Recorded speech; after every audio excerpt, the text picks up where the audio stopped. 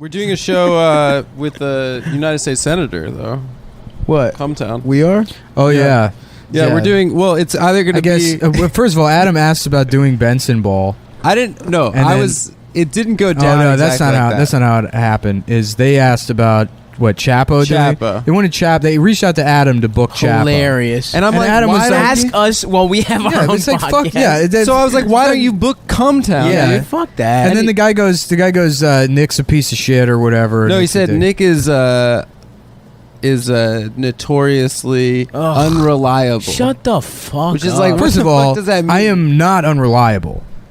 I'm pretty reliable. You're pretty reliable. The people that think I'm unpredictable are trying to like wrap their head around the fact that I'm like kind of a piece of shit and I'm still friends with people because I'm not like a dick on an interpersonal level. Right. Yeah, you're a good friend. Well, I'm an okay friend, but they're Let's not like, go oh, crazy. well, he doesn't. He's a fun friend. He doesn't say the exact same shit I say. Right. So he has to, like, I don't know, is it irony or whatever? It's like, no, I just have some shitty opinions because they feel good to have. It feels good to feel racist things sometimes and to say them It's earnestly. power. It's the dark side. Yeah, right, exactly. I'm like some You're kind in of touch super with that, Jedi though. that does a little bit of the dark side. So, you know, that was like the story I imagined in my head when I was a kid. It was like, it would be badass if there was a guy that was like a dark side Jedi, but good. But you know, like but Blade, dude. that he was cool. But Yeah. because he's dark. It was good to have bad He's thoughts. half And good, half people bad. would still be friends with him. Still invite him to his birthday parties and stuff. Yeah, so that's I'm like that Darth Vader. I'm that one. I'm like Darth Vader. But Anyway, my what dick- happened? I I don't have even know a about dick. this. Yeah, so he's like, the most oh, infuriating. you know, oh, Nick's unreliable or And I'm whatever. like- So we can't book him. And then he's like, are you part of Cumtown? To Adam? So he's like, he has no awareness of Doesn't what the even show know is. Adam's He doesn't in know it. the show. I Yeah, don't know what the fucking show is at all.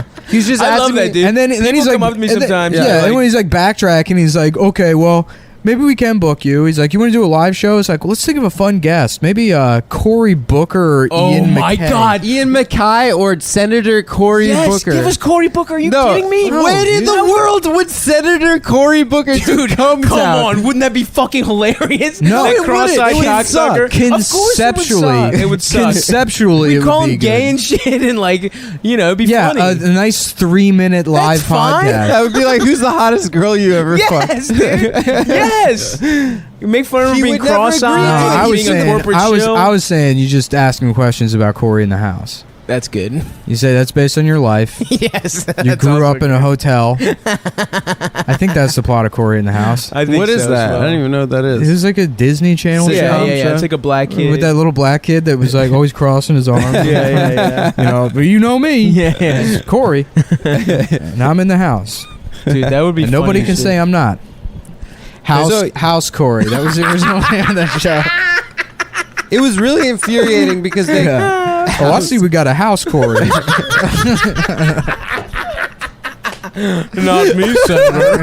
I'm a field Cory. Oh, Who's that God. guy? So, anyways, Senator Cory Booker is going to be on the show in October, live show in DC, so you can look forward to that. Yeah. Oh, fuck. That's so funny. Yeah, but it was so like insulting, where he was like, "Dude, we can't book you unless we attach real talent," and I'm like, Suck my dick. and What do you I was mean like- real talent? "Well, he didn't even say real talent, but that was the implication. He said unless we attach talent. notoriously. I need some way to sell it." Notoriously someone I knew from successful Chicago. podcaster. Fucking 5 No, years it was ago. Brandon. It wasn't Brandon.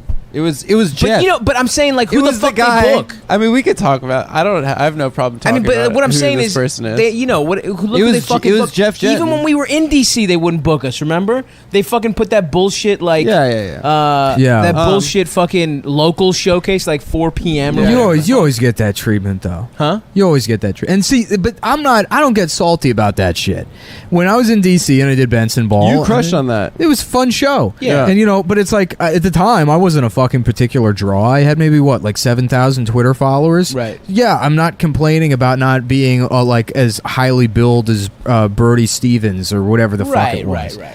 You know, and I still don't complain about that shit. Well, no, that and I still don't complain about it now because it just wasn't DC people. It's like, but now I am in a position where if somebody like if Benson Ball or whatever approached and said like, hey, we're gonna like do your podcast, but you know we need somebody that's drawn. It's like, yeah, okay, then I'm not doing it because fuck you. Obviously, if you know what the podcast is and you know it has an audience, they don't know what the podcast.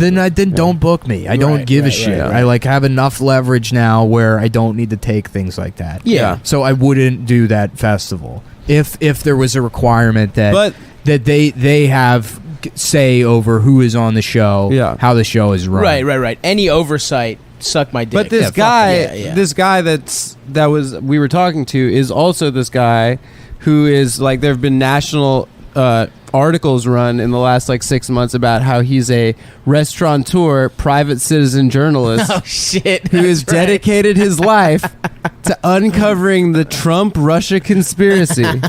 There's like a Daily Beast article about it.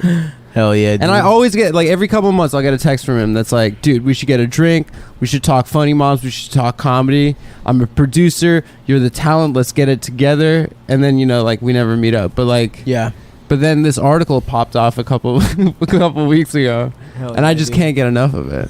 I can't get it up. It's about fucking. Well, look, you know, book us with Cory Booker.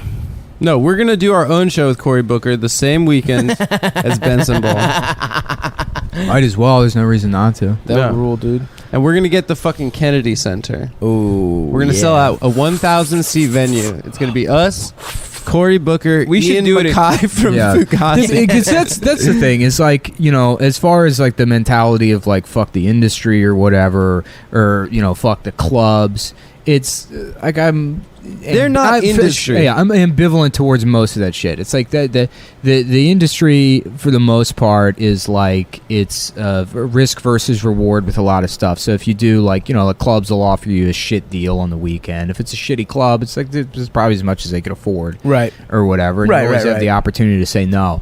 But comedy festivals are like unique in that they're new. They're built on exploiting people that want to fucking not, you know, people that want to have a career. So they'll you know abuse fees or whatever. So if I'm, you know, in any kind of position where I can say fuck you to a festival or gouge them or not do what they want to do and make it a hassle for them to poach my audience, then absolutely I'm going to fucking do that because it's a shitty business model that's designed to fuck people over, and all that talk of opportunity or you know, a way to advance or be seen is it's just absolute fucking horseshit. It's a bigger bringer. Yeah, it's a bringer. Well, and it's also, this is like more of an atypical festival because it's not run by like people that are technically industry. But it's run by a culture website in Washington D.C.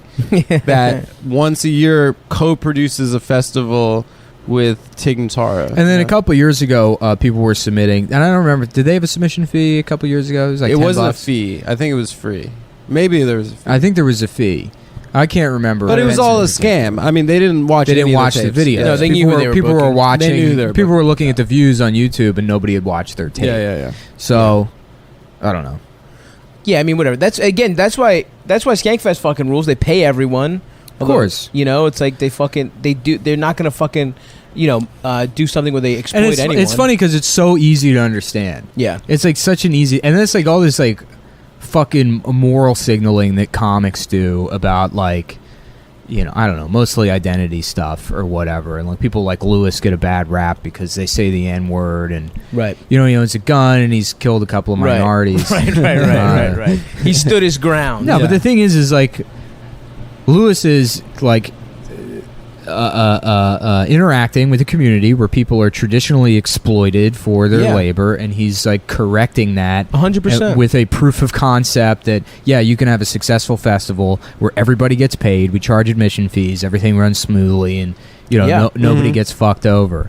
And it's like, who else is doing that? Exactly. Who the fuck else is doing that? Yeah, it's like, I mean, that is the best model for anything that's happened in comedy. Legion of Skanks pays their guests. That's the only podcast that I know of that like pays guests, you know? Mm-hmm.